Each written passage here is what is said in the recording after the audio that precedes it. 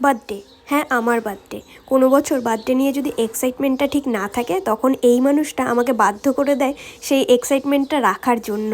Birthday ডেটের 10-15 দিন আগের থেকেই ওর শুরু হয়ে যায়, সকালবেলা ফোন করা মাত্রই প্রথমে ওর কথা থাকবে হ্যাপি বার্থডে টুলু, তোমার তো বার্থডে চলে এলো। তো এইসব শুনলে কার এক্সাইটমেন্ট থাকবে না বার্থডে নিয়ে বলো তো। তো সেদিন দুপুরবেলা মাম্মাম পাপার সাথে বার্থডে কাটানোর পর বিকেলবেলা আমি ওর সাথে বেরিয়ে পড়েছিলাম ঘুরতে। কোনো জায়গা ডিসাইড ছিল না, সব ওই জানতো, আমি তো এই ব্যাপারে কিছুই জানতাম না।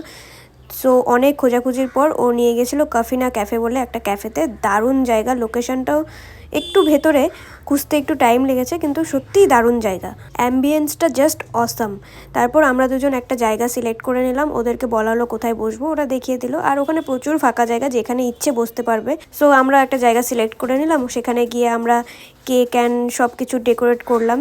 ও আমাকে কিছু সুন্দর সুন্দর ফটো তুলে দিল, বার্থডে গার্ল বলে কথা। আর ছেলেটাকে বেশ ভালোই শিখিয়ে দিয়েছি যে একবারেই দারুণ দারুণ ছবি তুলে দেয়। তারপর আর কি কেক কাট করলাম, দুজন দুজনাকে কেক খাওয়ালাম। আর ক্যান্ডেলগুলো নেভাতে প্রথমে ভুলে গিয়েছি, তাই পরে নেভালাম, ওটা নিয়েই ও হাসছিল।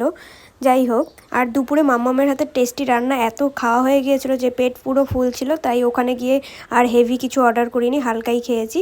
এইসব করতে করতে অনেকটা সময় হয়ে গিয়েছিল, তাই বাড়ির জন্য বেরিয়ে পড়লাম। বাইরে বেরিয়ে দেখি আরও সুন্দর ফটো তোলার জায়গা, সেখানেও ও তুলে দিল কিছু পিকচার্স। তারপর সোজা বেরিয়ে পড়লাম বাইরে।